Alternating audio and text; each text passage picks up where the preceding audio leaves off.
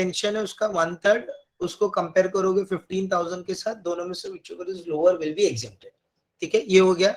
F में भी मैंने क्या बोला था, F1 F2 दो है आप लोगों का. F1 क्या देखो, fees on meetings and all आप लोग अटेंड कर रहे हो तो उसमें आप लोगों को कुछ फीस मिल रहा है, that is what it is. Okay, और F1 तो फैमिली पेंशन और F2 फीस जो आप लोग अटेंड करते हैं उसका. नाउ कौन सा मीटिंग्स का आप लोगों का एग्जेम्प्ट है, कौन सा मीटिंग्स का टैक्सेबल है. सो एनुअल जनरल मीटिंग अगर आप लोग अटेंड कर रहे हो वहां से मिल रहा है तो it is your fully exempted. Other than annual general meeting कुछ भी आप लोगों ने अटेंड किया और वहां से मिल रहा है आप लोगों को फीस, तो दैट इज फुली टैक्सेबल. वो हमेशा क्या होगा आप लोगों का, फुली टैक्सेबल. ठीक है. फिर ए से अवार्ड्स का बताया था मैंने, अवार्ड्स भारत रत्न, अर्जुन पुरस्कार एक्सेट्रा. सो अगर ये आप लोगों को गवर्नमेंट से मिल रहा है तो it is your fully exempted. Other than government किसी से भी मिल रहा है तो फुली टैक्सेबल. ठीक है.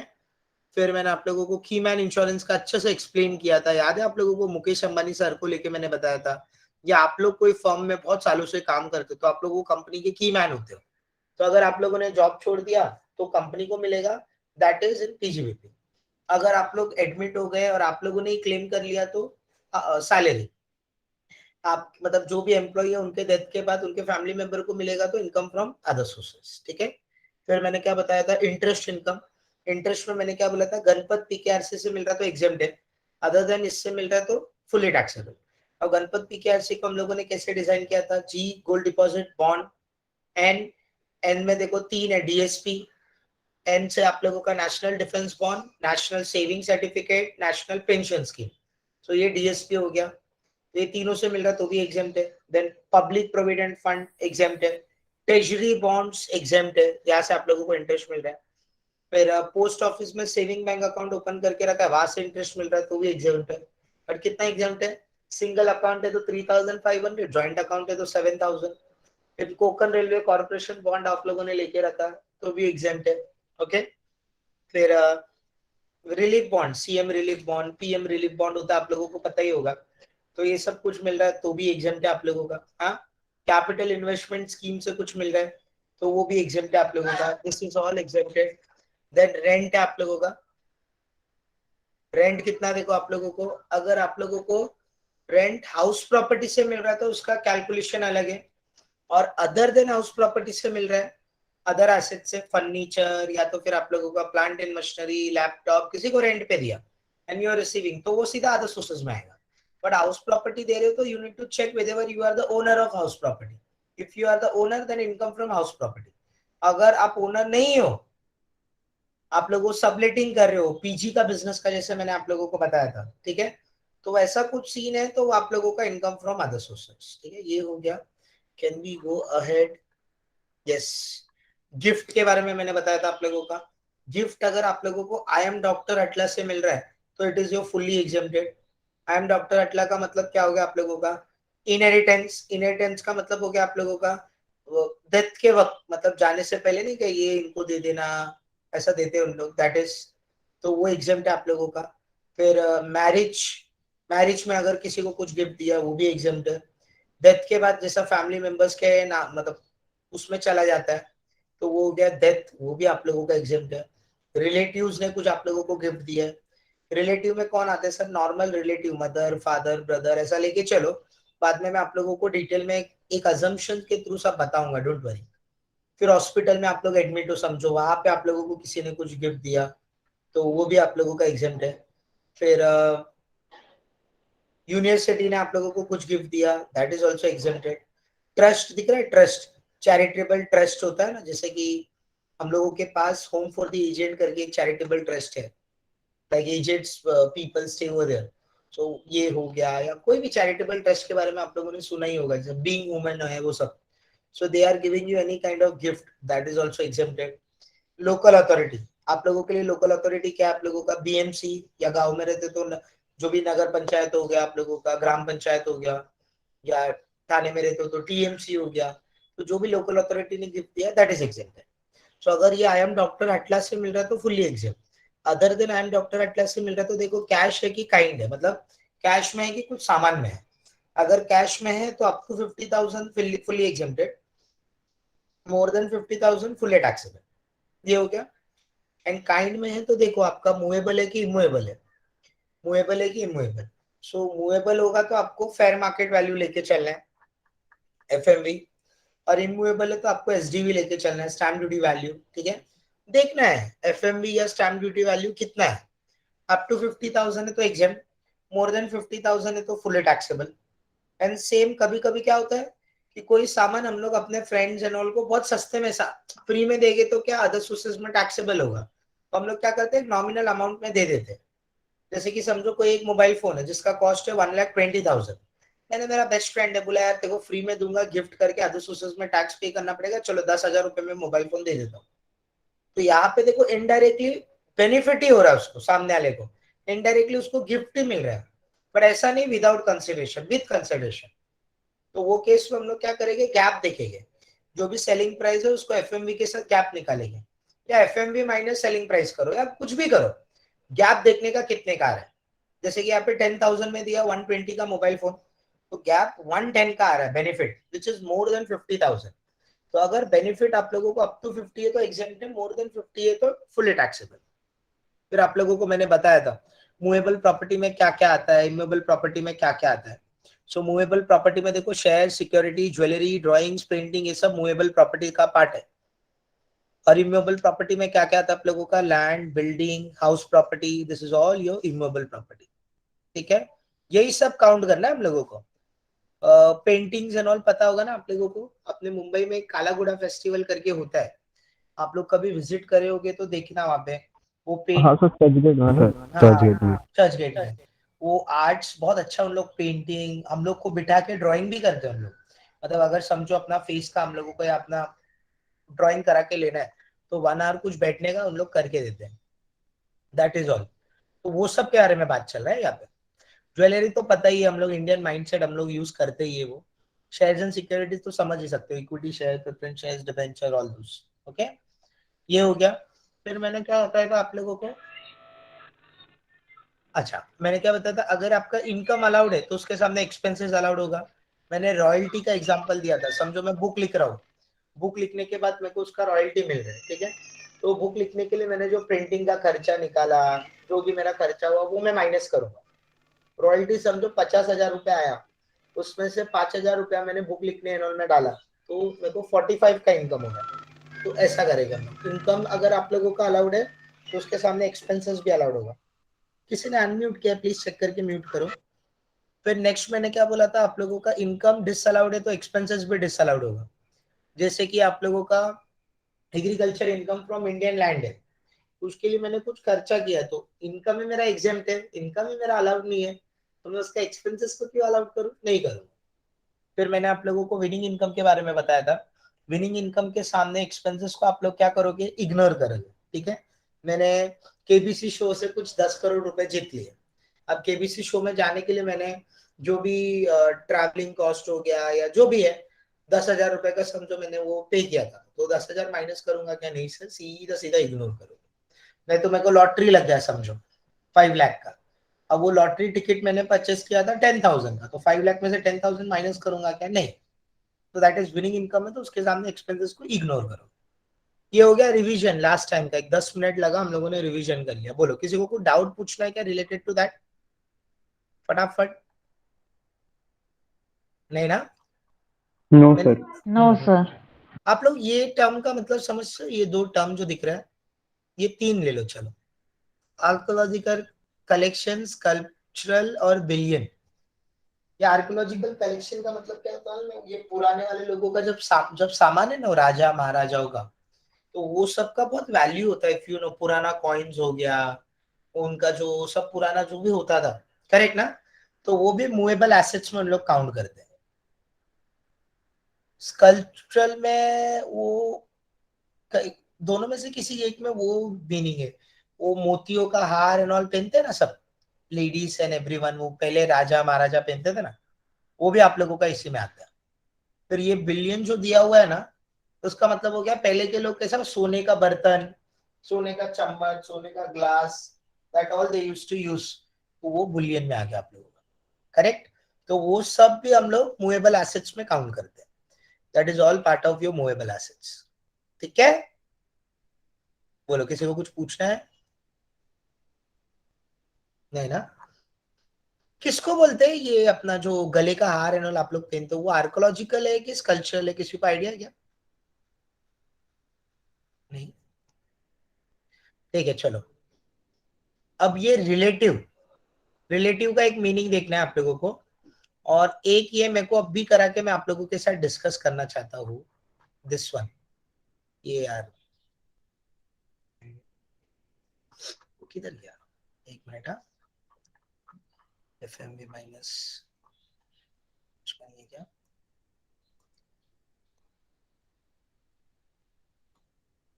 अगर प्रिंट आउट लेके रखा है ना, ये 43 सी ए के सामने ना इनकम फ्रॉम कैपिटल गेन लिख के रखो।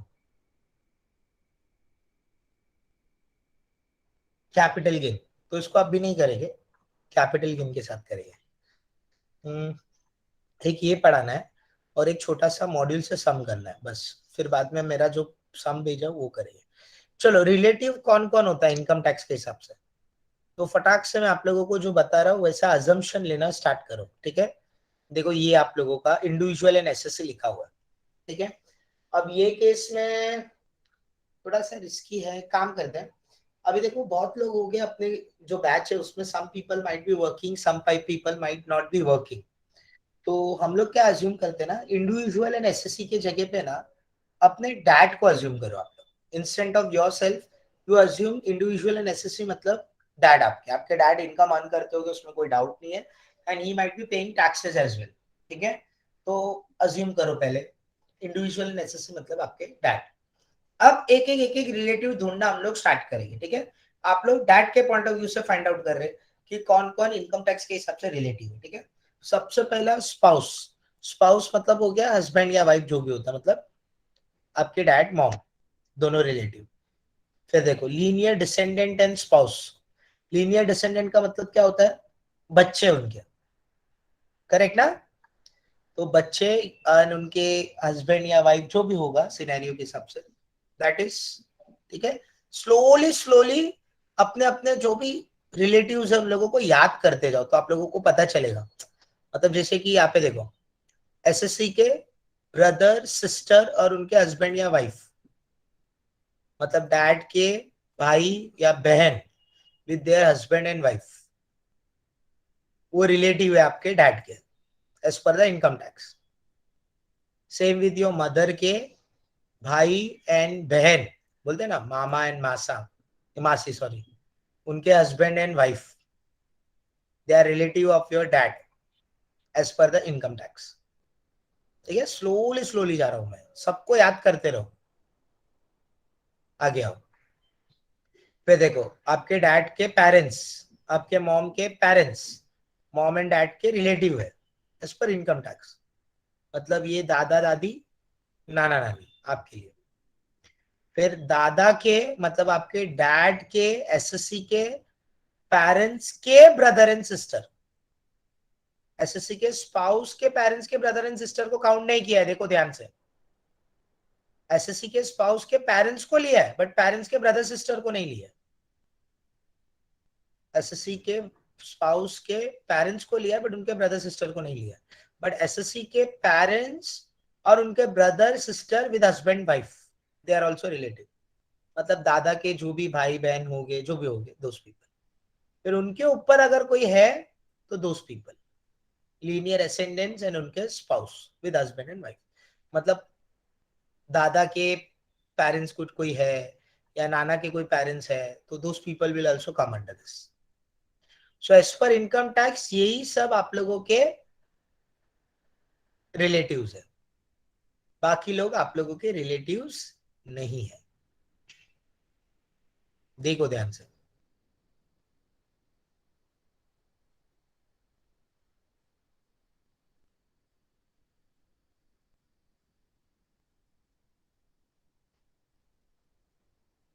समझ में आया आप लोगों को अच्छे से? अजम्पशन लिया आप लोगों ने तो? रिलेटिव का डेफिनेशन क्लियर लेके चलूं मैं आप लोगों को? Yes sir sir. सर थोड़ा रिपीट कर दो ना सर। सब ना अज्यूम करते जाओ अपने फैमिली मेंबर्स को, यहाँ पे डैड को रखो और वो हिसाब से सबको अज्यूम करते जाओ। मॉम हो गए, ठीक है, फिर उनके बच्चे and with husband and wife, फिर डैड के पेरेंट्स, मॉम के पेरेंट्स, फिर डैड के brother sister with husband wife, mom के brother sister with husband wife, दादा के brother sister with husband wife, फिर उनके ऊपर कोई बचा हुआ है तो दोस्त पीपल।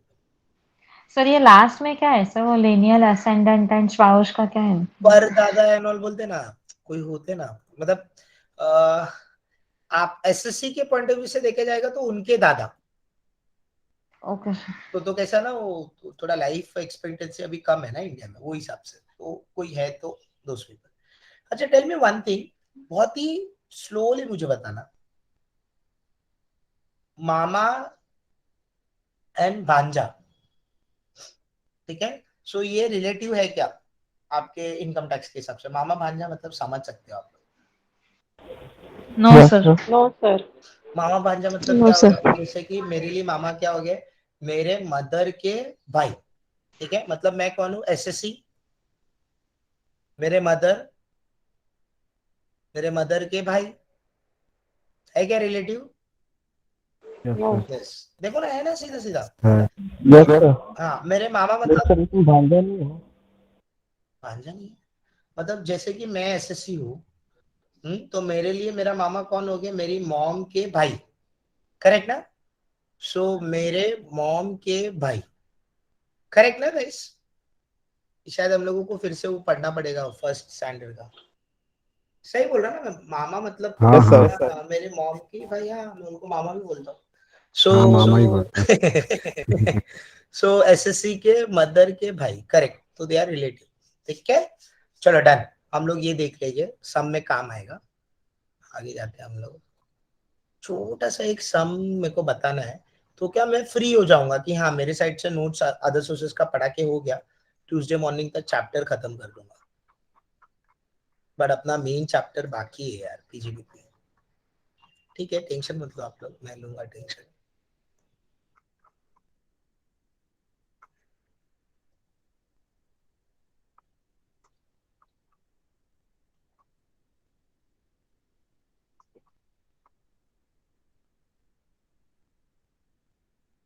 सीधा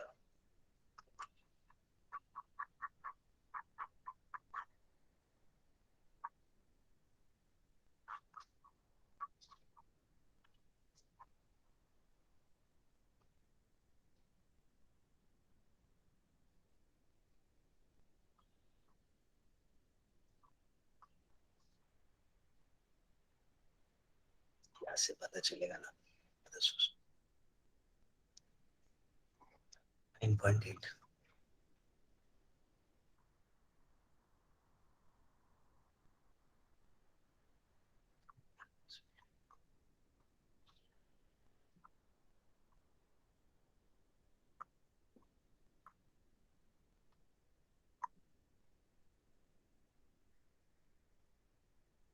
चलो ये हेडिंग दो अपने नोटबुक में, क्योंकि कुछ मेरे हिसाब से नोट्स लिखा के इसके थोड़े सम डिस्कस करना है मुझे आप लोगों के साथ।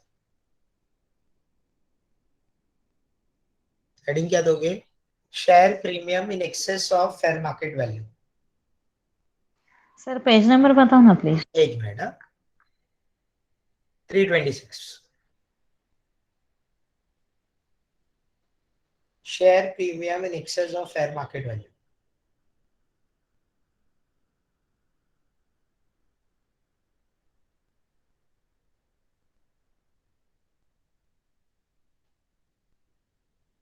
लिखो उसमें, अंडरलाइन करके या जो भी आप लोग कर रहे हो लिखो,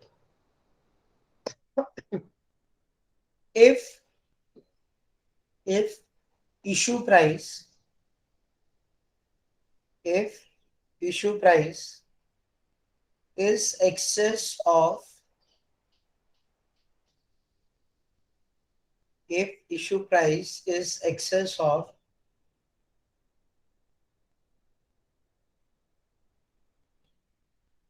if issue price is excess of fair market value and face value, if issue price is excess of fair market value and face value if issue price is excess of fair market value and face value, fair market value and face value, then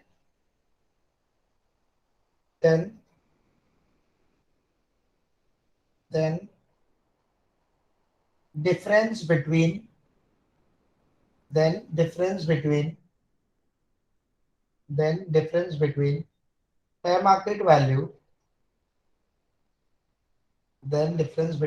market value,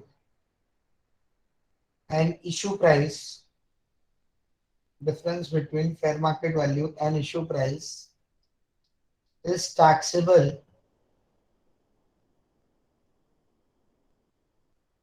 fair market value and issue price is taxable under the head fair market value and issue price is taxable under the head income from other sources, under the head income from other sources, under the head income from other sources, full stop. मैंने क्या लिखवा है आप लोगों को, if the issue price is excess over fair market value and face value, then difference between issue price and fair market value will be taxable under that income from other sources. ठीक है, चलो इसका मतलब क्या होता है मालूम है, अगर आप लोगों ने इशू किया है shares more than the this thing अपना fair market value and more than the face value, तो आप लोगों को जो भी एक्स्ट्रा अमाउंट मिल रहा है over and above your market value, तो वो आप लोगों का अदर इनकम है, और वो अदर इनकम कहाँ पे टैक्सेबल होगा, आप लोगों का income from other sources, other income कहाँ पे टैक्सेबल होगा, इनकम फ्रॉम अदर सोर्सेज। आप लोग क्या करोगे, पेंसिल लेके, पेंसिल विद कैलकुलेटर यहाँ पे आ जाओ, हम लोग थोड़ा सा सीख लेते हैं। कैपिटल गेन में नहीं जाएगा क्या? नहीं, कैपिटल गेन में फेयर मार्केट वैल्यू तक का जाएगा, फेयर मार्केट वैल्यू के ऊपर का जो है ना वो अदर सोर्सेज में आता है, ऐसा होता है सिस्टम, समझे ना। तो इसके लिए हम लोग यहाँ पे देखो issue price minus fair market value ले रहे हैं। चलो यहाँ पे आ जाओ, चलो फर्स्ट वाले में देखो, आप लोगों का इशू प्राइस है 11 रुपीज, फेस वैल्यू है 10 और एफएमवी है 12, so it is more then face value but not more than the fair market value. तो यहाँ पे आप लोगों का जो सेक्शन है अदर सोर्सेस का अप्लीकेबल नहीं होगा, क्योंकि मैंने क्या बोला था कब अप्लीकेबल होता है, when it is more than both face value as well as fair market value. Then second case में देखो, यहाँ पे आप लोगों का इशू प्राइस कितना है 9 रुपीज, ओके, सो आप लोगों का फेस वैल्यू है 10 और फेयर मार्केट वैल्यू है 12, तो ये दोनों से कम है ये, तो यहाँ पे भी आप लोगों का अदर सोर्सेस का सेक्शन अप्लीकेबल नहीं होगा। This is C 10 sir rupees. Sir एक बार बताना प्लीज, फिर से कैसे सब करना है, बताओ प्लीज प्लीज हाँ थोड़ा। हाँ श्योर आईपी लिख के रखो ना यहाँ पे, इन कंसिडरेशन के नीचे IP, issue price it means ना, इश्यू प्राइस देखो यहाँ पे फेस वैल्यू से तो ज्यादा है बट एफएमवी से ज्यादा नहीं है ना, तो अदर सोर्सेस का सेक्शन अप्लीकेबल नहीं होगा, दोनों से ज्यादा होना चाहिए तो अप्लीकेबल होता है। जैसे कि यहाँ पे भी देखो दोनों से कम है, यहाँ पे भी अप्लीकेबल नहीं होगा। यहाँ पे देखो ये 10 rupees, it is equals to face value, मतलब चलो एफएमवी से ज्यादा है बट फेस वैल्यू से ज्यादा नहीं है ना, तो यहाँ पे भी सेक्शन अप्लीकेबल नहीं होगा। और ये वाला पॉइंट अगर आप लोग देखोगे 20 रुपीज का इशू प्राइस है, फेयर मार्केट वैल्यू है 15 और फेस वैल्यू है 10, तो ये 20 is more than 10 more than 15, तो it is more than your face value more than fair market value, तो अदर सोर्सेज में आएगा, टैक्सेबल होगा, बट कितना टैक्सेबल होगा, so it will be taxable under that income from other sources excess over FMV. तो IP issue price है 20, fair market value 15, 20 minus 15 कितना है आप लोगों का 5 रुपया, तो 5 रुपया अदर सोर्सेज में टैक्सेबल होगा। ठीक है, समझा कुछ यहाँ तक? Yes sir. Okay yes no ये पॉइंट पे भी एप्लीकेबल होगा but they have written, something correct. Non resident को अंडरलाइन करो यहाँ पे और लिखो section not applicable. Section not applicable. So जो आप लोगों का नॉन रेसिडेंट है उसमें ये उसके ऊपर ये सेक्शन अप्लीकेबल ही नहीं होता है. ठीक है, तो लिख के रख दो सेक्शन नॉट अप्लीकेबल. चलो आगे आते हैं हम लोग. F non-resident at the time of issue, however, later become the resident. Underline करो resident. So previous year में वो resident हो गया. This is what they are saying. So हम लोगों के ऊपर ये section check करना है. तो देखो 30 रुपीज का issue price है, which is more than face value, more than fair market value. तो section applicable होगा, yes sir. और कितना taxable होगा? FMV और issue price का difference, that is 35 minus 20. So 15 rupees will be taxable under that income from other sources. 15. ठीक है, same आप लोगों का.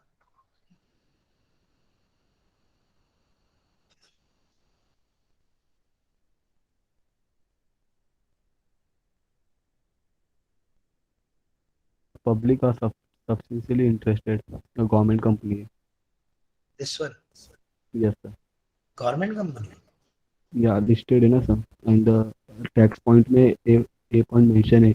Not being a company in which the public are substantially interested. Okay, okay, okay, correct.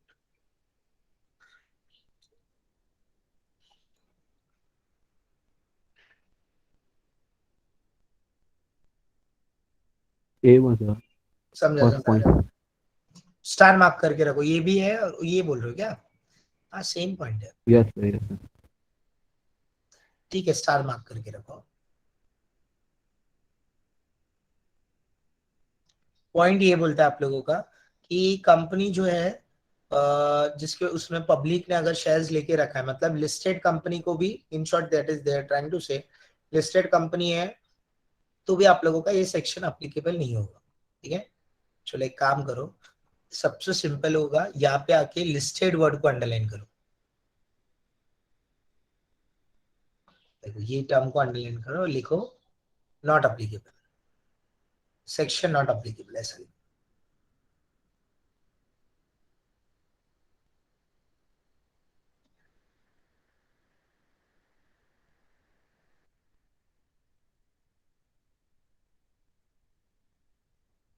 चलो done. यहाँ तक हो गया हम लोगों का. किसी को कोई डाउट पूछना है यहाँ तक? नहीं ना? अपने पास जो है उसमें अदर सोर्सेस के कितने सम्स है, let me just check module में. बाकी मैंने तो मेरा क्वेश्चन बैंक का शीट अभी भेजा है, देखो आप लोगों के पास. एक ये अच्छा समय मेरे को याद है, करने लायक है सब. क्वेश्चन नंबर 2 भी 3 थोड़ा टाइम पास है. 2 अच्छा समय, मार्क करके रखो 2 को important. It is on 335.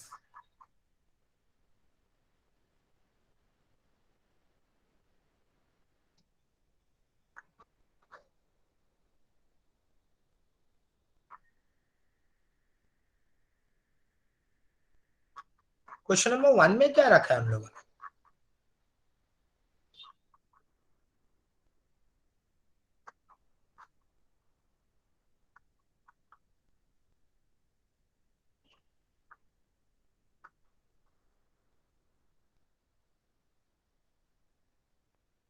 Page number 317. पहुंच गया भाई. चलो अच्छा समय आ जाओ, 317 पे आओ. छोटा सा समय करते हैं ना, अच्छा समय करने लायक है. क्या दिया देखो, पेंसिल लेके आओ, पेंसिल, कैलकुलेटर भी रखो अपने पास. हाँ कोई भी सोल्यूशन लिखेगा नहीं, मैं पीडीएफ में कन्वर्ट करके दे दूंगा. ठीक है, सिर्फ ध्यान देते रहो आप लोग. क्या दिया देखो, सुंदर died on 31st of July 2020 were being center government service in terms of rules governing is सब. एक मिनट है गाइस,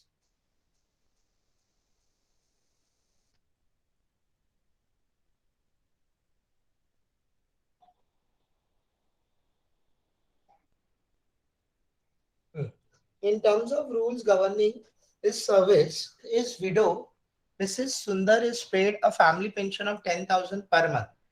Underline करो 10,000 per month. And when he died on 31st July 20. वो डेट को भी underline करो. Because after that death only is going to receive the family pension. So कितने months का मिलेगा? Per month के हिसाब से अगर लोग बोल रहे तो अगस्त से मिलना स्टार्ट होगा. 31st जुलाई को डेथ हुआ है, समझो. 7 months ना, मैं काउंट करके देता हूँ. अगस्त, सितंबर, अक्टूबर, नवंबर, दिसंबर, जनवरी, फरवरी, मार्च. आई थिंक 8 months आ रहे हैं. अगस्त, सितंबर, अक्टूबर, नवंबर, दिसंबर, जनवरी, फरवरी, मार्च. 8 आ रहा है गाइस. Yes, sir. Yes. हाँ, वहां पे 8 months लिख के रखो. 8 months. यही कहीं पे देखो ओपन स्पेस है. 8 months लिखो. आगे DNS allowances of 40% thereof. Okay, मतलब 10,000 वो और उसके ऊपर 40% का DA के हिसाब से मिल रहा है. सो 40 DNS अलाउंसेस ऑफ 40% को अंडरलाइन करो और ऊपर लिखो 4,000. 4,000. आगे जाते हैं हम लोग. State whether the amount of family pension is accessible in our hands and if so, under what head of income. Family pension आएगा तो कौन से हेड ऑफ इनकम में आएगा? Other sources. What head of income को underline करो. IFOS लिख के रखो आप पे. IFOS. Can she claim any relief deduction on such receipt? Compute taxable income for the assessment year 21, 22 and tax thereon. कुछ रिलीफ आएगा क्या? अगर रिलीफ आएगा तो कितना आएगा, कैसे आएगा? ठीक है, चलो देखते हैं हम लोग. ठीक है, डन.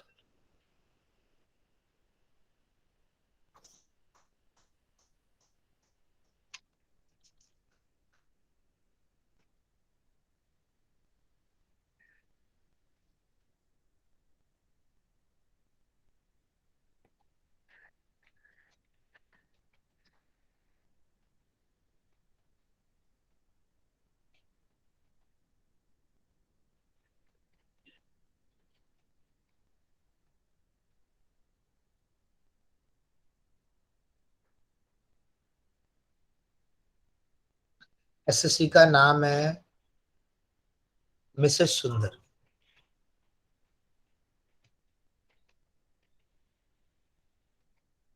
आराम से आप लोग देखते रहो. आप लोगों को ये पीडीएफ में कन्वर्ट करके बाद में दे दूंगा. Don't worry at all. सिर्फ ध्यान दो. कुछ पूछना है तो पूछो.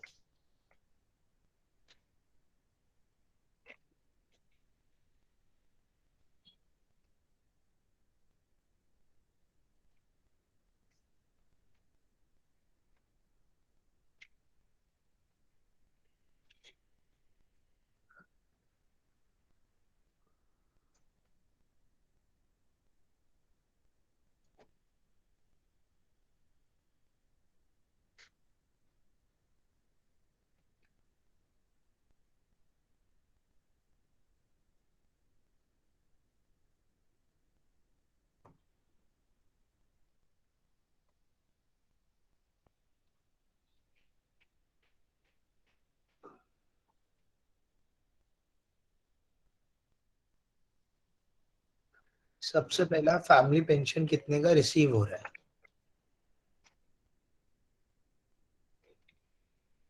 टोटल 14 मिल रहा है. 10 और 4 वो 8 महीनों के लिए. 14,000 into 8. How much you guys are getting?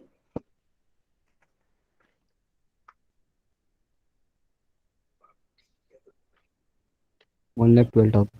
12,000. Okay, 1,12,000. उसमें से एग्जाम्ड कितना होगा? That we need to find out.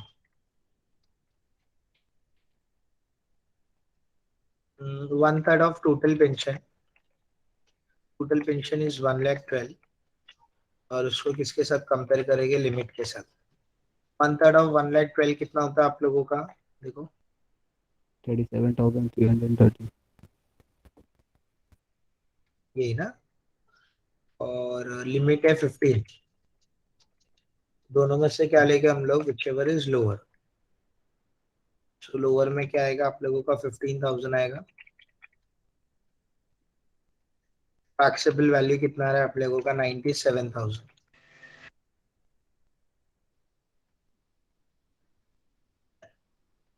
तो कुछ डाउट है ये सम में, फर्स्ट वाले सम में?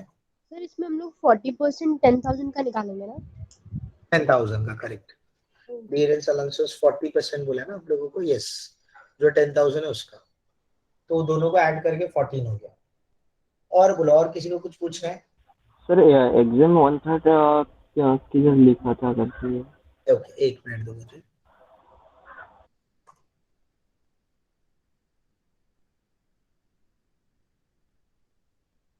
देखो, 1/3 ऑफ टोटल पेंशन और 15,000 दोनों में से लोअर। Okay sir. और बोलो, और किसी को कुछ पूछना है? नहीं ना, चलो डन। इसी में सेकंड क्वेश्चन पे आ जाओ, मॉड्यूल में ही। आप लोग नेक्स्ट लेक्चर तक मैंने जो अभी भेजा उसका जरा प्रिंट आउट लेके रखवा, तो पेंसिल एंड ऑल लेके मार्क करने Yes, के लिए, sir. मार्क करने के लिए काम आएगा। मेरे भी दिमाग से निकल गया था वो, एक्चुअली था मेल में मेरे पास पहले, मैं भेजना भूल गया था आप लोग। ट्यूसडे को अपन ये खत्म कर देंगे हम लोग, और न्यू चैप्टर पीजीपीपी शुरू करना है। क्या मालूम, तो लोग परेशान है ना कंप्लीट करने के लिए? Yes sir. आप लिखते हो, पढ़ने के लिए आप लोग को भी है। चलो ठीक है ना, आ जाओ क्वेश्चन नंबर 2 पे आ जाओ, which is there on page number 335। ठीक है, अच्छे से एकदम पेंसिल आप लोग शार्प कर लो। We will be marking very well, marking सबसे ज्यादा इंपॉर्टेंट है इसमें। ठीक है, चलो। मैंने क्या वर्डिंग्स यूज किया था? जो भी इनकम ना तो पीजीबीपी में आ रहा है, ना तो सैलरी में आ रहा है, ना तो कैपिटल गेन में आ रहा है, ना तो हाउस प्रॉपर्टी में, उसको हम लोग यहाँ पे ले लेंगे। That is in your other sources. ठीक है, चलो। सबसे पहले है private tuition fees receive. Private tuition fees आप लोगों को मिल रहा है, ओके। तो ट्यूशन फीस 10,000। एक मिनट,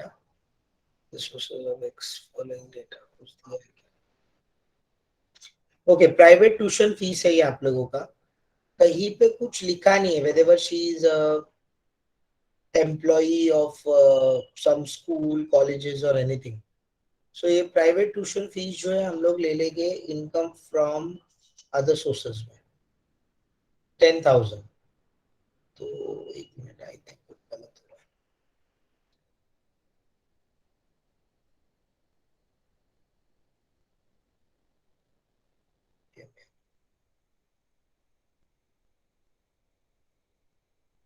हाँ करेक्ट, इसको अदर सोर्सेज में ले लेंगे। ओएस लिख के रखो, ओएस। अब देखो, ये ना तो बिजनेस है उनका, कहीं पे दिया नहीं है ट्यूशन पढ़ा रहे हैं, या तो कोई कॉलेज के टीचर है या समथिंग, ना तो हाउस प्रॉपर्टी में जाएगा, ना तो सैलरी है, और ना तो कैपिटल गेन। तो other sources. Winning from lottery, ये तो मैंने आप लोगों को ऑलरेडी बोला है, अदर सोर्सेस। तो ओएस लिख के रखो। फिर नेक्स्ट है आप लोगों का, देखो, अवार्ड फ्रॉम केबीसी, ये भी विनिंग इनकम है। और कभी भी याद रखना, हम लोगों को आउटर कॉलम में ग्रॉस अमाउंट ही लिखना है। मैंने शायद वो स्कोप ऑफ टोटल इनकम पढ़ाते वक्त ही भूल के रखा है। सो आउटर कॉलम में we have to write gross income only, तो ये ग्रॉस ही दिया हुआ है। ओएस लिख के रखो, OS. Pension from employer of disease husband, family pension हो गया ना। सो 25,000 का 1/3 और 15,000 लोअर जो है हम लोग माइनस कर देंगे। ठीक है, ओएस लिख दो। इंटरेस्ट ऑन बैंक डिपॉजिट, कभी भी याद रखना, इंटरेस्ट बोला तो गणपत पीकेआरसी को याद करने का, जीएनपीटी वो जो था। सो गणपत पीकेआरसी के कोई भी पॉइंट में बैठ रहा है क्या ये आप लोगों का? नहीं आ रहा है, करेक्ट ना? Gold deposit bond, national saving certificate, public provident fund, post office saving account, ऐसा कुछ पॉइंट मिल रहा है क्या गाइस? नहीं मिल रहा। नो। नो, तो फुल्ली टैक्सेबल है। तो फुल्ली टैक्सेबल ओएस लिख के रखो,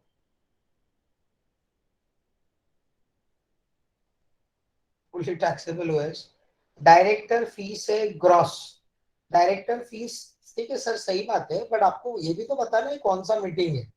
तो कुछ बोला नहीं है तो डायरेक्टर मीटिंग ही हम लोग अज्यूम करेंगे। एजीएम होता तो हम लोग सामने से बता देते और हम लोग एग्जाम्प्ट करते थे।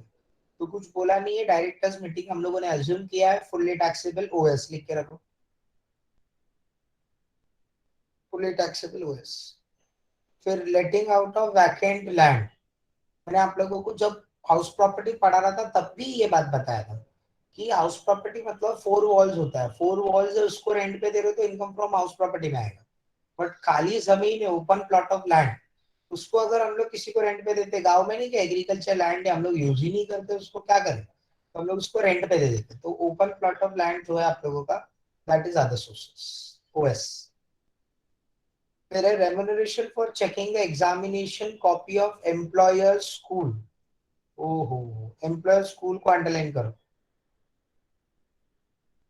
सैलरी लिखो यहाँ पे, सैलरी मतलब कंपनी के लिए इनडायरेक्टली इज वर्किंग, एम्प्लॉयर के लिए काम कर रहे हैं, तो ये सैलरी का पार्ट होगा।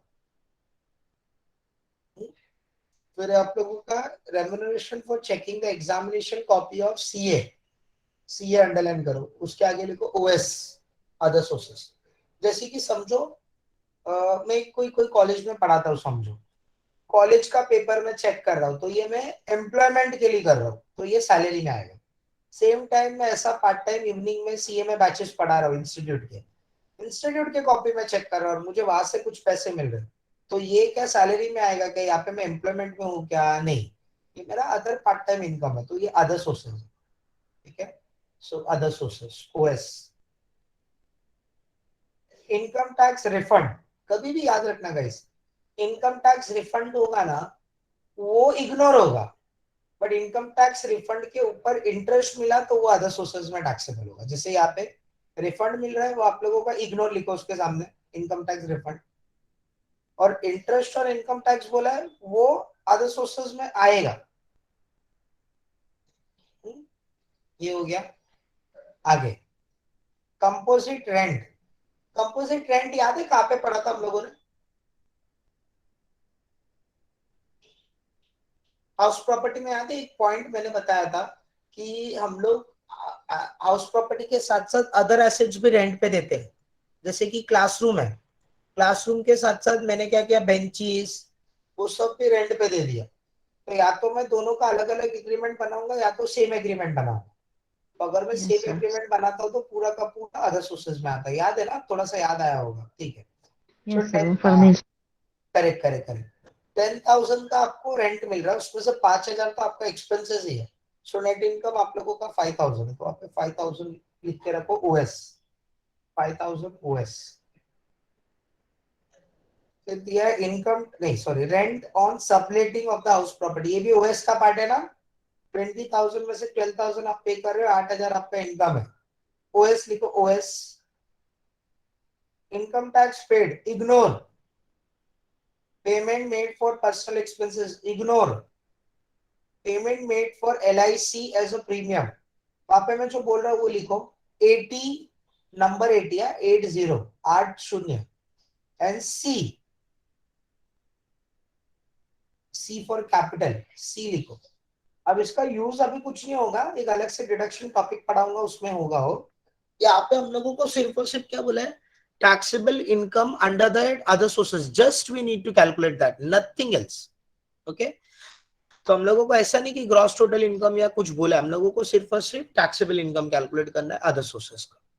ठीक है, चलो शुरू करते हैं हम लोग फटाफट।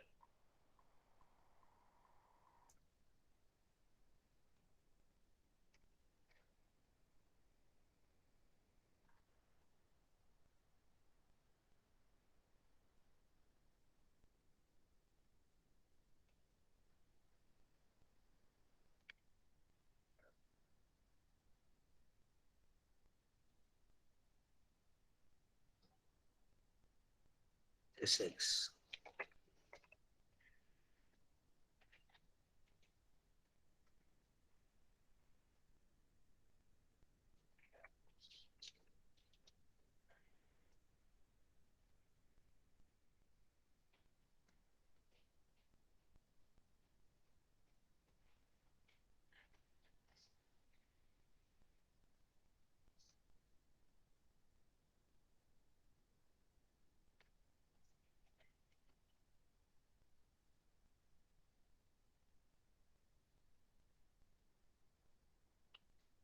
रहो आप लोगों को PDF में बना के दे दूंगा, आराम से लिखना आप लोग घर पे, समझ समझ के सिर्फ देखो अभी फटाफट।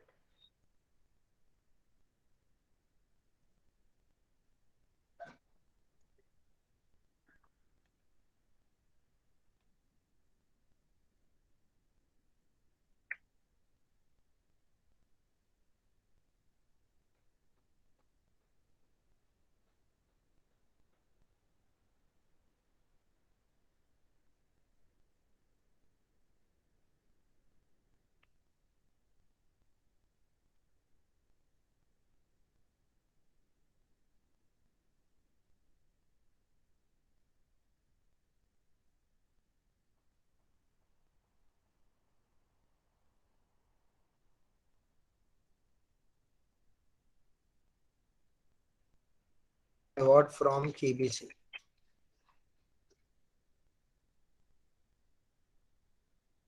3,20,000। पेंशन, फैमिली पेंशन लिख दो, फैमिली पेंशन कितना मिल रहा है? फैमिली पेंशन उनको 25 का। इनका अमाउंट कितना होगा? We need to find out here. One third of 25 कितना आ रहा है? वन थर्ड ऑफ 25 8 8 16 20 8333 आ रहा है ना? 8333। लिमिट है आप लोगों का 15,000।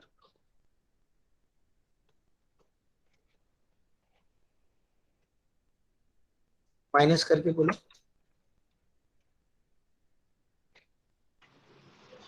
16667।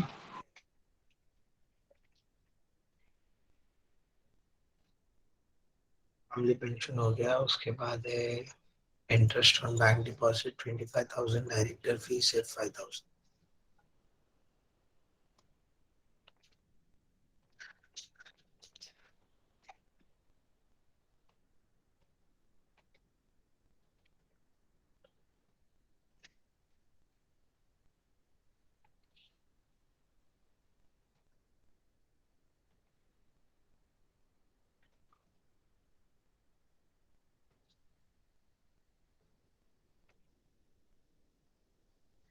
फिर letting out back and plot of land,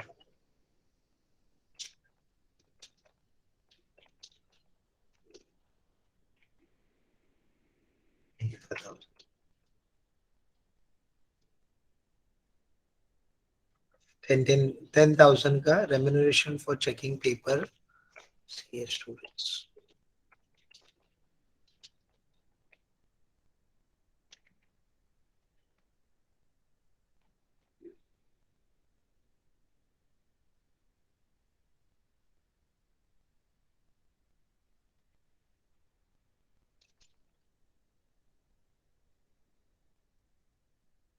interest on income tax refund 100 rupees का।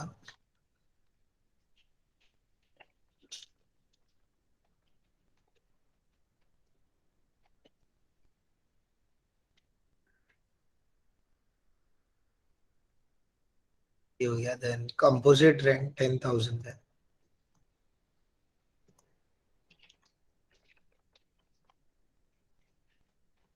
उसमें से 5,000 का एक्सपेंसेस है, तो बचा कितना आप लोगों का? रिमेनिंग 5,000। फिर सबलेटिंग का है आप लोगों का,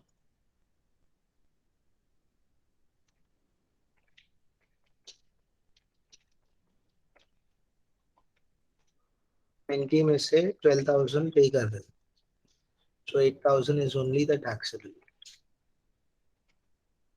ये हो गया। देन इनकम टैक्स, ये सब खत्म ना? और कुछ नहीं है मेरे हिसाब से। No sir. टोटल टोटल करो गाइस, एक मिनट। मैं थोड़ा ये स्मॉल कर स्टार्ट करो टोटली।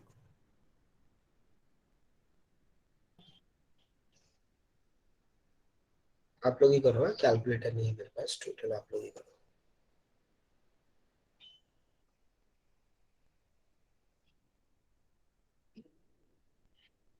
4,26,767. 26,727। 76767।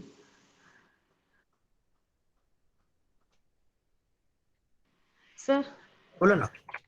सर इसमें फिर वो सैलरी पूरा इग्नोर हो जाएगा ना, वो एम्प्लॉय हाँ स्कूल का जो है वो। Correct correct. हम लोग ओके। अदर सोर्सेस कर रहे हैं ना, we don't yes care sir, about only this. Other sources we should. Very good very good. Okay sir. चलो, किसी को और कुछ है पूछना है पूछ लो।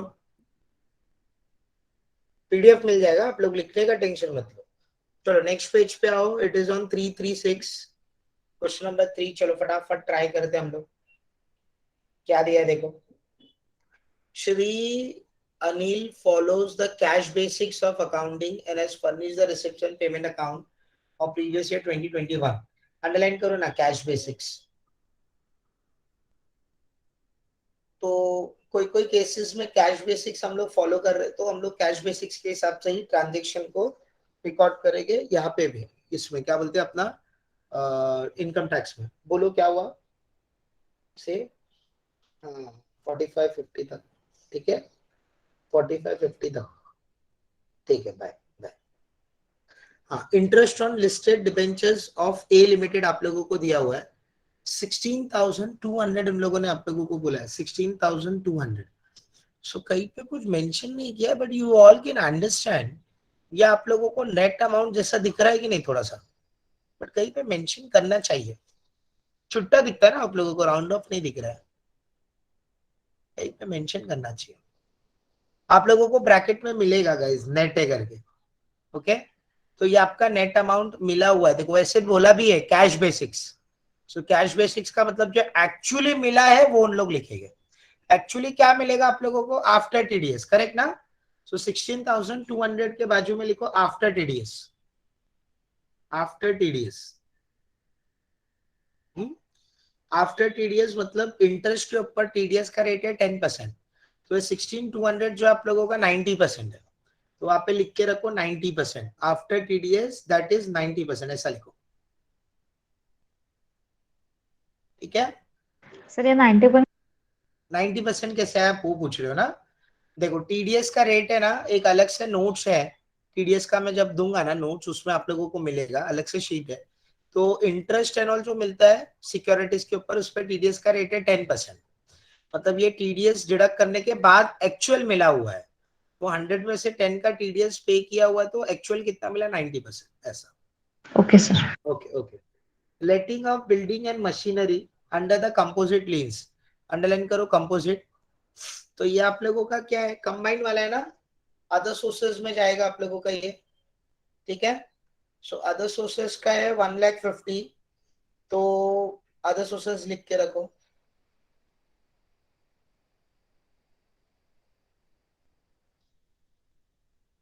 ओके अब ये इनकम अगर आप लोगों का अलाउड है तो उसके सामने एक्सपेंसेस भी अलाउड हो जाएगा, करेक्ट ना।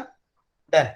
कलेक्शन चार्जेस उसी से रिलेटेड है, ऐसा राइट वाला टिक करो ना, देखो मैं आपको एरो के थ्रू बताने की कोशिश कर, ऐसा राइट या तो अलाउड लिख के रखो, मतलब ये अलाउड होगा एक्सपेंसेस आप लोगों का।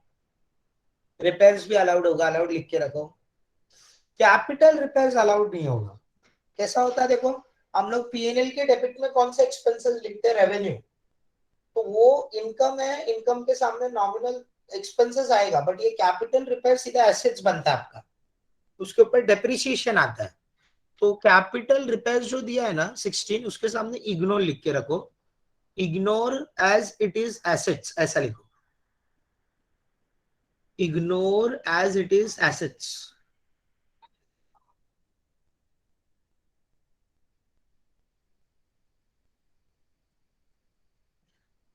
आगे, interest paid outside India without deducting TDS for construction of building. ओहो बहुत बड़ा प्रॉब्लम किया इन्होंने, विदाउट टीडीएस उन्होंने कहीं पे इंटरेस्ट पे किया, डिडक्शन नहीं मिलेगा। हाँ सर इग्नोर रहेगा ना। इग्नोर रहेगा। मैं क्या बोल रहा हूँ सुनो, आउटसाइड इंडिया को अंडरलाइन करो पहले, आउटसाइड इंडिया, वहां पे पेंसिल से लिखो what I am saying. If outside India any expenses without TDS, if outside India any expenses without TDS will be ignored, any expenses without TDS will be ignored, तो ये हम लोग ignore करेंगे।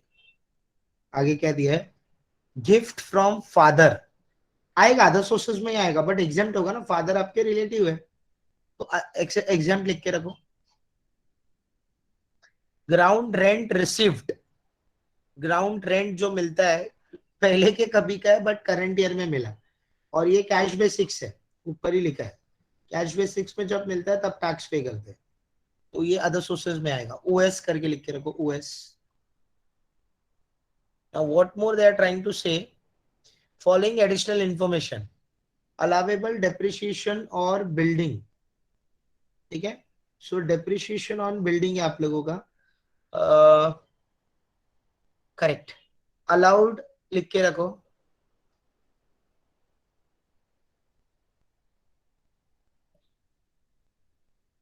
और fire insurance for building not paid को underline करो। Not paid, not paid है ignore sir. Ignore, very good.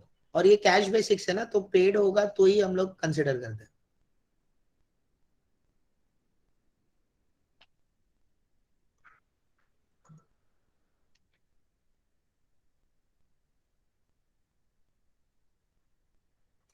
चलो फटाफट कंप्लीट कर देते हैं, फिर हम लोगों को संडे है, थोड़े मजे करने। मिस्टर अली,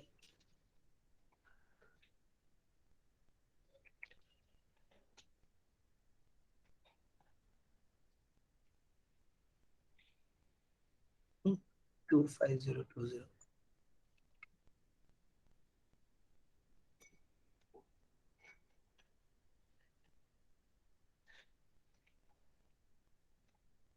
अब देखो तीनों सम मैंने कराया, मैंने कुछ सॉल्व करके दिया। एक्चुअली मैं सोच रहा था ये अभी वाला आप लोगों को मार्किंग करके दे दूं, बट डाउट है कि आप लोग कुछ गलती करोगे, बेटर मैं कर देता हूँ। याद रहे कि नेक्स्ट लेक्चर लिख के जब आप लोग आओगे थोड़ा समझ समझ के लिखो, और जो मैंने मेरा क्वेश्चन बैंक दिया है हो सकता है उसमें से एक दो सम मार्क करके मैं आप लोगों से सॉल्व कराऊं, तो वो चीज के लिए रेडी रहना, ठीक है। तो ये 3 सम जब आप लोग नोटबुक में नोट डाउन करोगे, it's not that only your note मतलब राइटिंग, उस क्वेश्चन सामने रखो, मॉड्यूल का समझ समझ के लिखते रहना। Interest from debentures also good. 16,200 is your 90%. So how much is your 100%? That comes to 18. ये हो गया। Then building and machinery let out.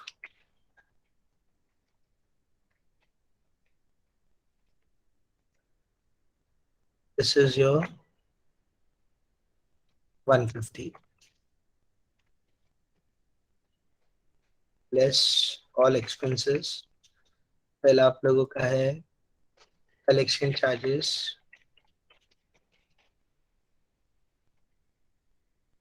$1,000, repairs, ये 3 कैसे बन गया, 5,000,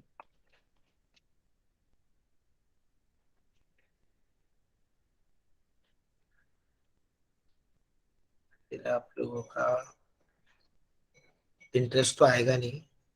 एक और क्या था, ये था ना allowable depreciation.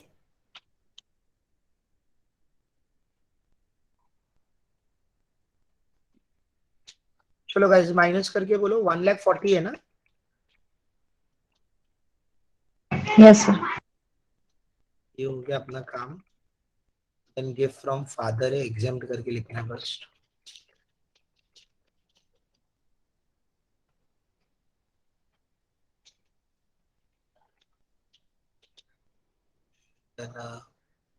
Ground rent receive 600 रुपए।